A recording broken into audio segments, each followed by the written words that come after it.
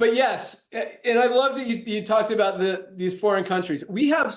This is the coolest thing. Philippines is great. They so work together. There's so many different teams in Philippines. They're not all related. Some people were enrolled by someone in France. Some people were enrolled by someone in Canada. Some people were enrolled by someone in the US. Some people were enrolled by someone in Korea. So there are all these different teams in Philippines, but they work together so good. Philippines actually sends us, this is crazy, guys, about $200,000 a month in Bitcoin to put into their credit wallets.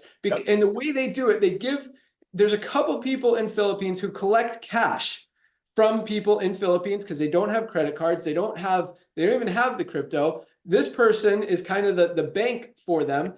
She buys the crypto, sends us the Bitcoin. Thanks for watching. This is Reynold, and please follow for more videos.